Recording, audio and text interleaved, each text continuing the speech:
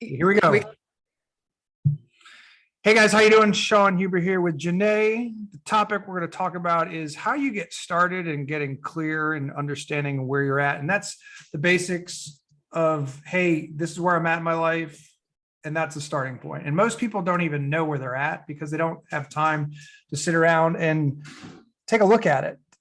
They're distracted by other things. So what I'm about to do with Janae is just ask certain questions about different areas of your life. And it's on a scale of 1 to 10. It's a starting point. And then the areas that are lower, those are the first ones you want to focus on and figure out, because once those start building up, it accelerates everything else that had a higher number. It's really interesting how it works. And people always ask, like, okay, why do we start in a particular area?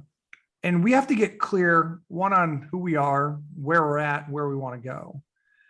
And that's in all these topics of what I'm about to ask you. Is we need to get clear on these topics first, on what's most important, what do you want to focus on first.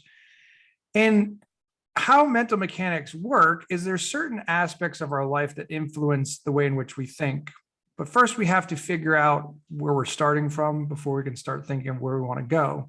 A lot of people try to jump to the front real quick and do things that are going to create action, but they don't have a solid foundation. So they do very well sometimes they don't, but usually they go back to where they started from because they don't know why they're doing what they're doing. They have an idea, but there's not a real drive. And I know you've had, from the last time we spoke, a few businesses, but you really didn't do a lot with those. You just did them and then got rid of them. And that's what their purpose was for you. So this time we're just going to go a little bit deeper in maybe why you do that, or why you want to do different things, and why you get bored and why you don't get bored. So in your health, and this is a topic that people go to always, like, oh, my physical health, but health is the combination of your physical and your mental, and what motivates you, and then how it challenges you, and what kind of opportunities your health can bring to you. And what I've always told people is, without your health, you have nothing. The most successful people in the world get sick.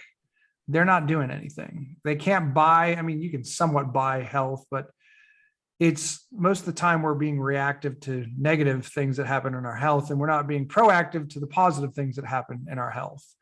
So where would you say, on a scale of 1 to 10, are you healthy or what?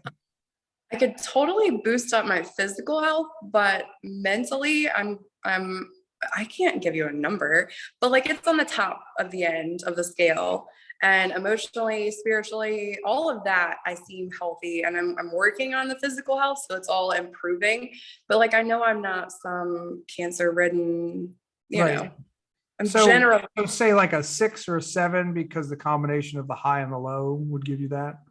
Okay. And again, there's no right or wrong answer to any of these. That's the thing is like, whoa, okay, yeah, you just made what we call, hey, awareness. I'm working on my physical. Okay. So when we get to that area, it's like, what do you want to do? And they're like, well, what do you mean? And you'll be quite surprised at where people come up with reasons why they can't do things. We're looking for reasons why you can do things. And Right. it's not, it doesn't have to be, oh, I got to join a gym and lose 30, 40 pounds. That's not how this works. It's, what do you do that makes you feel better?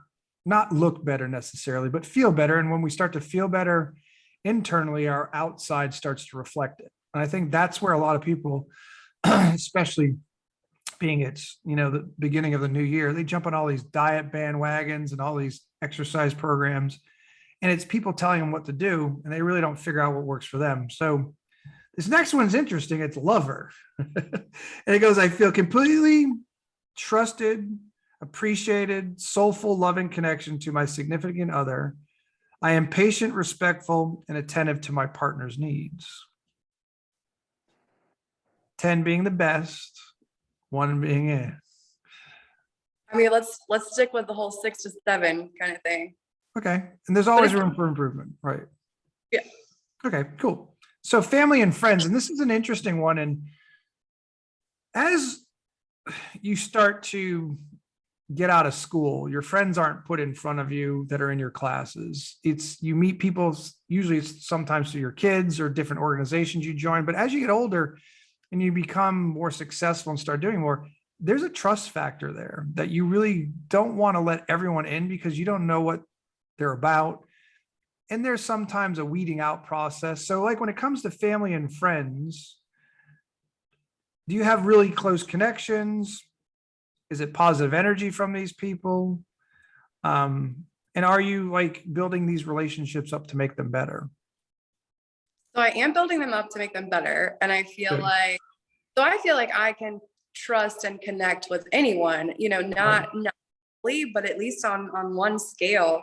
Anybody I meet, I can find a similarity with them. And I Right. appreciate similarity for what it is. And I read a poem about a year ago that kind of fixed me from being disappointed in people. And it said, love them for who they are, not who they should be. So I started doing that. And it makes me feel so much better for all the relationships that are not top 10. Right. Um, And that's perspective, which is great because a lot of people, they're trying to change others. And what we have to realize is they're on their own path. And why aren't we looking at ourselves? Why are we always looking at others? Most of the time it's a distraction. right. That's cool. This is the interesting one, your mission. Like that's what I think we're really going to be focused on a lot of the times is where your efforts adding up to real value in the world and are you contributing to the things that really make your lifestyle the way you want it to be? No, I have no idea. I feel okay. So I feel like I'm new on that journey of exploring my mission, but I don't think I know what it is. I don't think I know what it is. So this is the interesting thing about mission too. Is there a mission that you have with your kids? Are you on a mission with them to be the best mom, provide the best thing for them? So we all have different types of missions going on at the same time. The thing what I always notice that works the best is the energy is consistent through all. Because a lot of people like to make things like, oh, it's my family and friends, and this is the type of energy and how I talk to them. And here's my business people, and this is how I talk to them. And I'm like, it should be the same. Why is it Mhm. different? And a lot of times we think we have to be the chameleon to fit in. We do when we first start meeting people, but then we're the one who can dictate how we want those relationships to grow from there. We set the Right. boundaries. I always ask people like, are there 5 things, key elements that you believe you should have with every person in your life, from like loyalty, trust, love, understanding, if you're spiritual, like a spiritual connection to that person. And if that's the case, why don't you also have that in your business? People are like, well, why would you do that? I said, because the consistency of it. And what happens sometimes is we make the exception somewhere, and that exception bites us in the ass. We're like, why did we do that with that person? And you're like, oh, just because I wanted a place filler or placeholder of a person. And we're like, what did I do this for? Well, I needed something. You needed a quick fix because you weren't able to find it in yourself. That's fine. Just admit what's going on there. So I would say like you've got some things going really well for you in your mission. It's just now the business mission is taking on a whole new twist to it, huh? Yeah. Well, I don't know if we talked about it last time, but about it's been almost 3 years now. I had a very bizarre experience that made me question my own reality, and I did not have that level of trust and acceptance and understanding and anything like that in my life to help me get through that. And so I spent 3 years tuning the entire world out, and it got really lonely. And so I started to write, because then if I could write it, it made it real. You know what I mean? Yep, exactly. So I have back behind me, there's at least 100 pounds of paper that's just full of random notes from the past 3 years, mainly from the past year. And in there's all these business ideas and book ideas and recipes and just all kinds of random stuff. And so the plethora of information and possibilities is there, and the potential for all of it's there. I just don't know which one's a priority and where to start and what to do next. And so that's kind of where I'm struggling at, figuring out what do I do first. And that's the biggest thing is there's so many options available now, and you've created the availability of having all these options. So now the thing is, do you categorize them? And again, it's not doing 4 or 5 of them because we can always do something good. It's doing it great. There's no right or wrong choice, but sometimes we start to overanalyze things like if I do this and I can't do that, and if I do, who says? And when we start to build a business or however you want to put it, maybe it's a legacy, you bring in other people to help you make those ideas come true also. You don't have to do it by yourself, which it seems you've done a lot of things by yourself to get to where you're at. Now it's time to trust people, bring them in, make it work differently, and find experts that could do some of your ideas. So then when it comes to finances, it's not necessarily you have money or don't have money. It's, is the money coming in the way you want it to, and are you doing with it what you want to do? So currently, I have not had money come in for the past 5 years now. Does that sound right? Yeah. And I don't like it. I don't like slowly dwindling away, and I just don't enjoy that. And so I'm looking for a way to start bringing in money again. And it's not necessarily the money, it's the accomplishment behind it. And I feel better when I feel accomplished. I feel like my true self when I feel accomplished. And so I'm trying to just get to the point where I am accomplishing something. Right. And again, it's confidence to get back on and get back into it. It's like, is this going to hurt? It's like going back to the gym. Of course, it's going to hurt if you go 110% and you haven't done anything in a while. But there's ways to ease in. And again, it's recovery, I believe, is more important than the actual action you're taking. So that's why I always talk about this thing. And I've noticed that a lot of people that I worked with and have worked with and work with now, that this area is the least amount. And I know for you, it's not. So it's hobbies. So like, you've got some interesting hobbies that you like to do and you do it well. So what are a couple of those hobbies you have? Oh, dude, there's a plethora. I love to read. I Right. love to learn. But if I am by myself and I am not looking to grow, then like I do pottery. About a year ago, I bought a wood lathe, and so I go out there and I turn wood and make candlesticks and bowls and whatever. I guess I like the things that go around and round and round. I can paint and I can draw and I can write. There's a lot of hobbies. Oh, sorry. That's fine. So that's the thing that I want people to realize, that the creative side of the mind is just as important as the analytical side. And you love the creative side. And something you just said is it goes round and round. And that is a cycle of everything that really happens in the world. Is things come back to where they start, from seasons to life, how it starts and stops, to all different ways in which we create relationships, connect to people. And then the last thing that we're going to just hit on is spirit. And that's your spiritual connection, be it through religion, through your own belief systems. And again, there's no right or wrong answer. A lot of times that people will like, oh, I believe, but I don't believe, and I do this and I do that. And I bring up, for the quote non-believers, I bring up things that are very interesting. I'm like, if this was all done through evolution, there wouldn't be certain connections only. Like, I do a lot with health, as you know, and I'm looking at different things in food groups and how they relate to the body. And if you look at, I'm doing a lot with beets right now, and beets look like blood when you blend them. The thing that's interesting about a beet is, what does it work on it?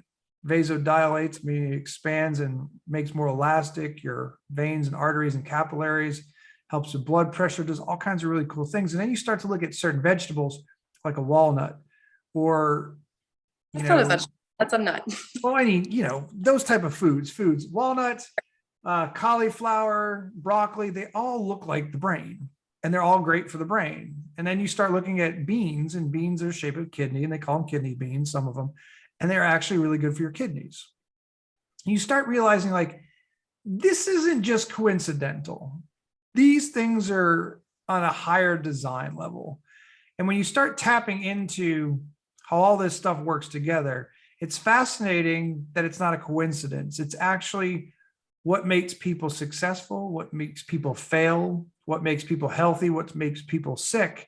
There's all this underlying connection to all of it. And that's really why, I wanted to bring you on to talk about these things about the mental mechanics and the natural things that you do without thinking about, and how they've actually supported you to get to where you're at.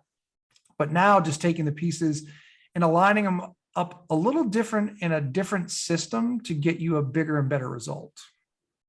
And your stories, when you guys hear about some of these things as we get into later topics and conversations, are going to blow you away.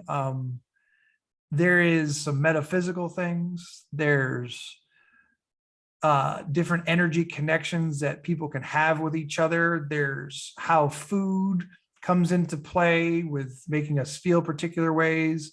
It's watching kids grow and prosper. It's watching other dynamics when you bring in someone from outside, inside the family, and how it can change it and how people have to adapt to it. And again, that's what we're doing most of the time in life, is all these things come in and out of our lives, and it's how we adapt to it, how we take it in, what we think we can do with it, and what actually happens are completely different things, because we only have control of us.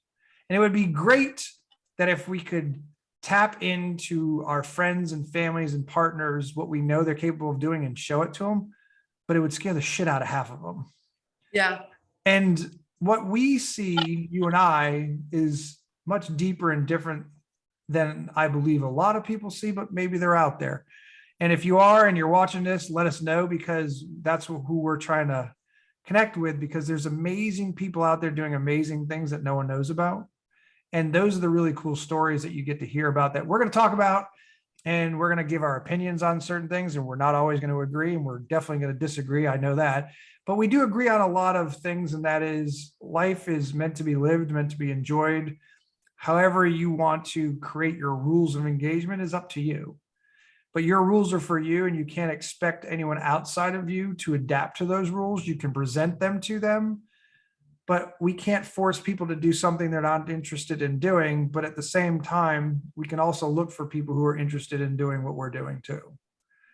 And our limits are caused by our choices we make. And it's time that people understand that any choice they make, this is my one rule: never hurt children or animals.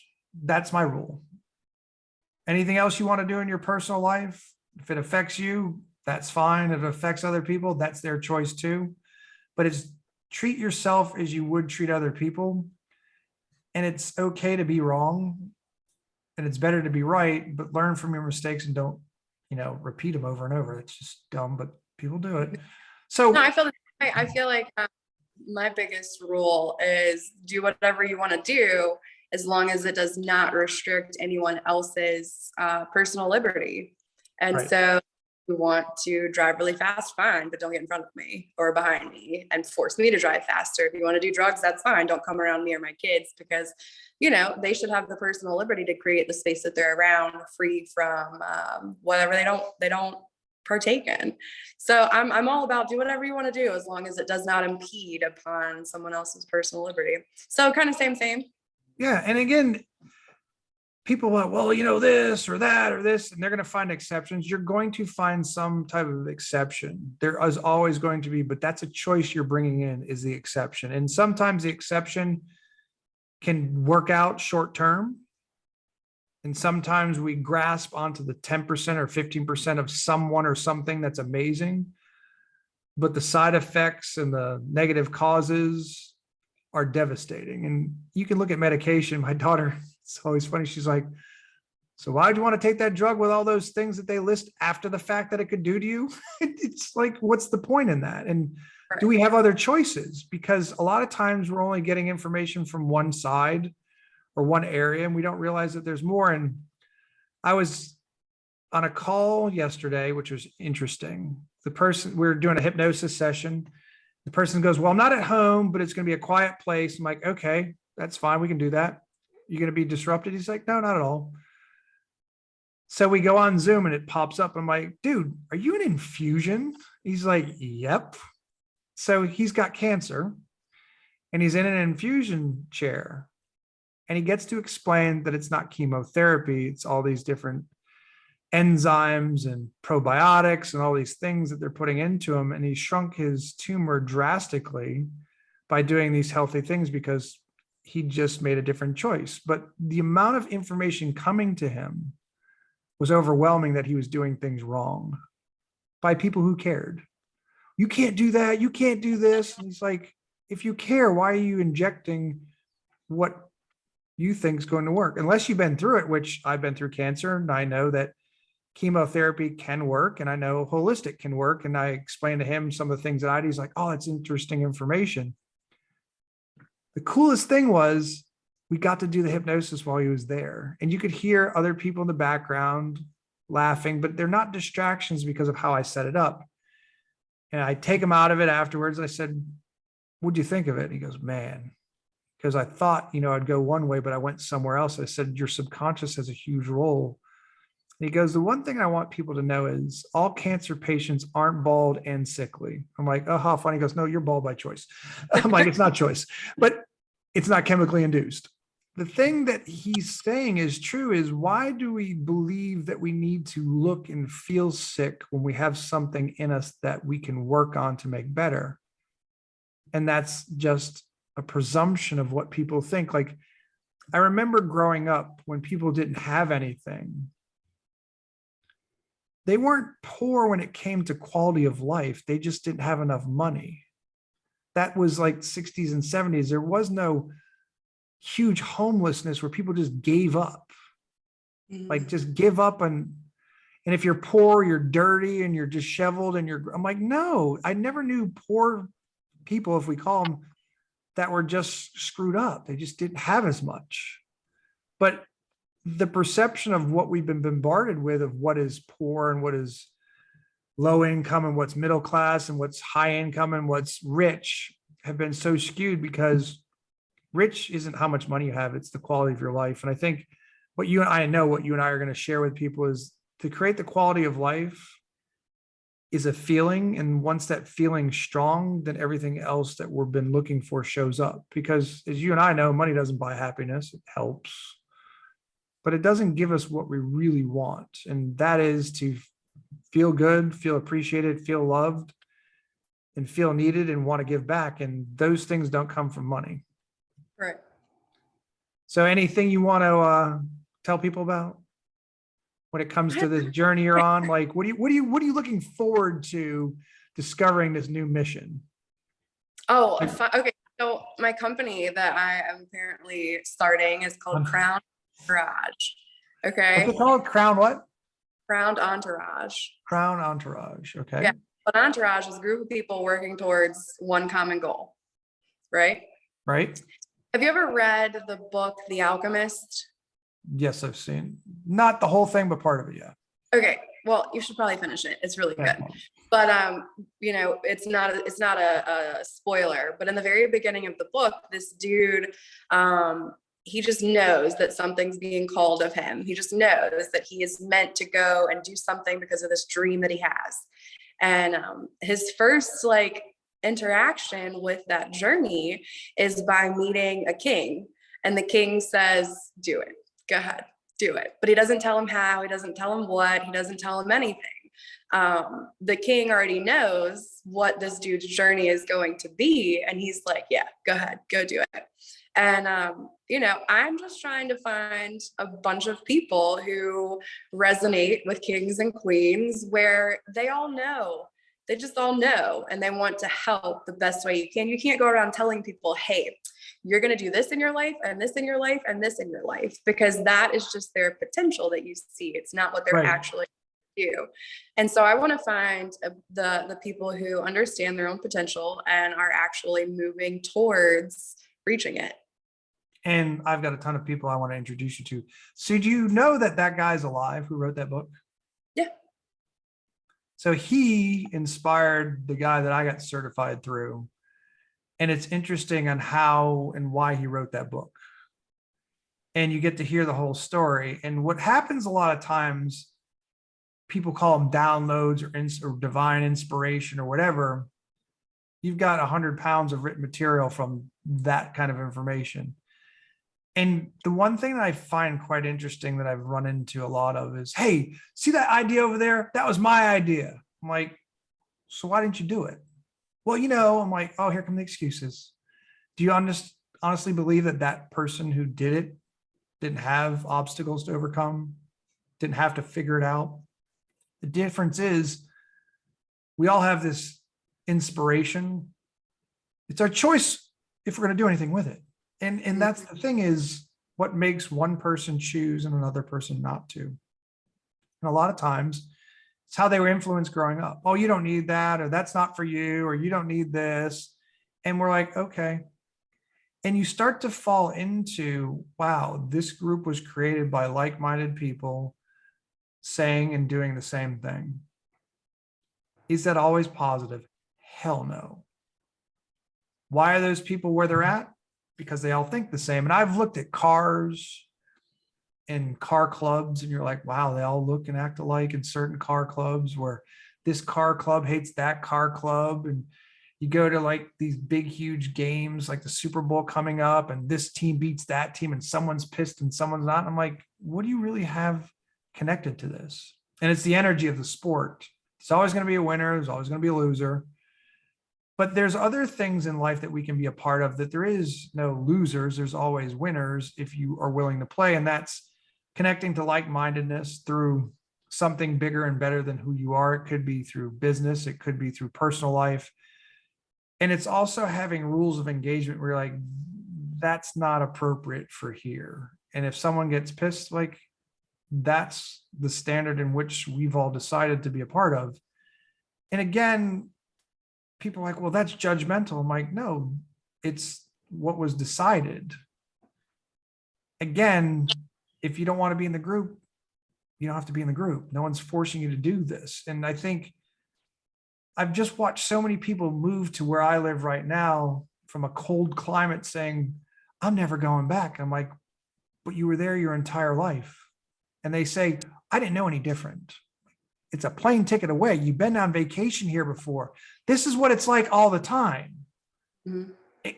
Why would you want to live anywhere else? Well, I thought I had to. And now with remote jobs or remote learning, live wherever the hell you want. Why are you where you're at? And that's your physical self, your emotional self, your spiritual self, your financial self. Why are you where you're at?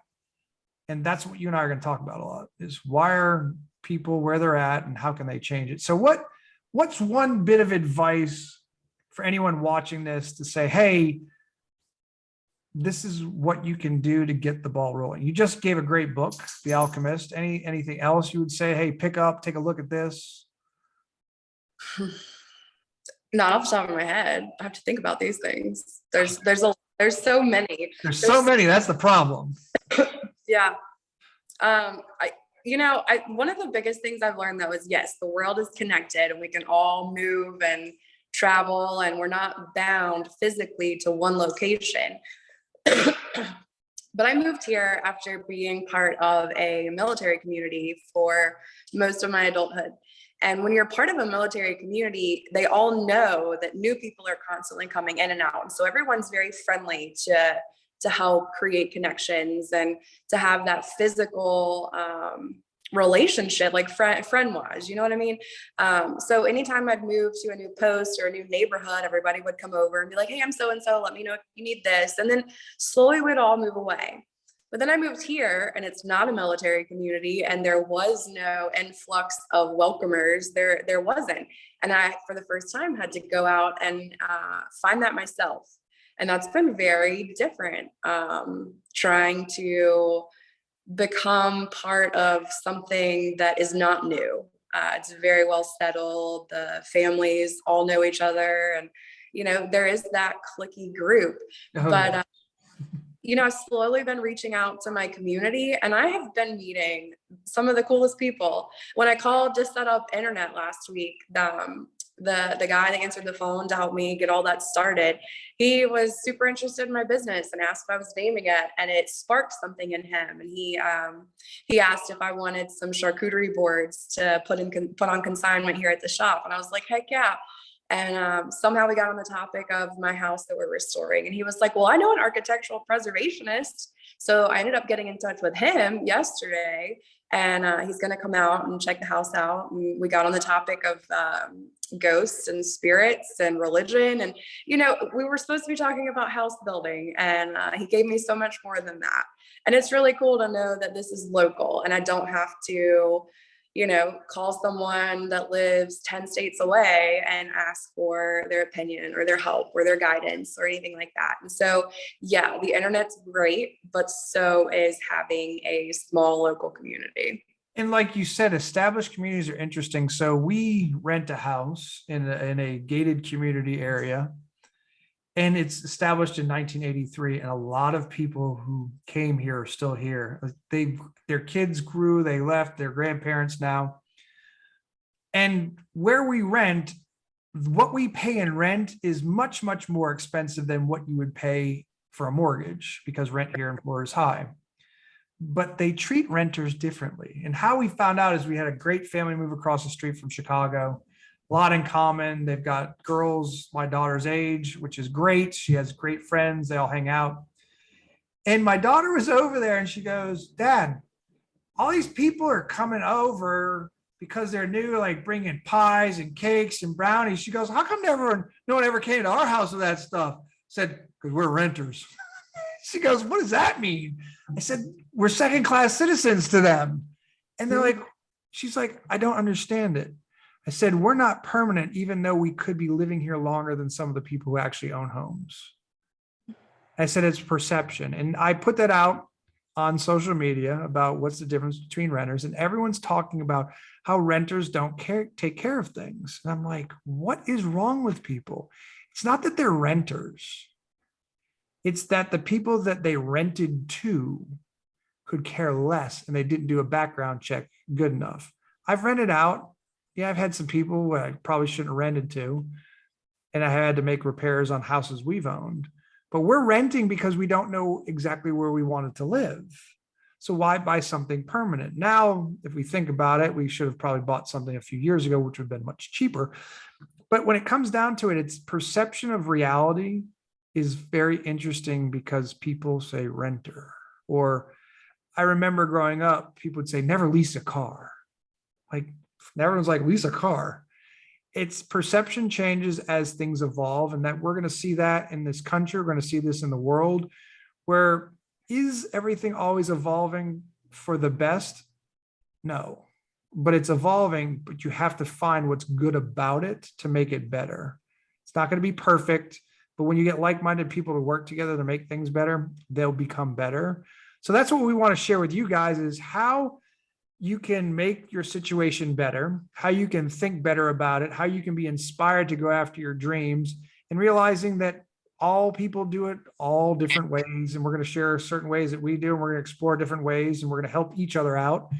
And if you guys have any questions about it, just put it down in the comments, because we'll answer your questions to help you realize like your dreams can become reality. And how you do that is by taking action. Where you start, we're going to figure out that with Janae as she goes on her journey. But you guys are going to be blown away, because I've watched her do this a few times, and it's amazing to see, because it just organically happens. But there is a system to it that she's going to discover about herself. So if you guys have any comments, like I said, put it down below. If you like what we're talking about or want to hear about more specific things on business, on life, on health and mental health, let us know, and we'll talk about those topics of conversation. But otherwise, y'all have a great day. See ya.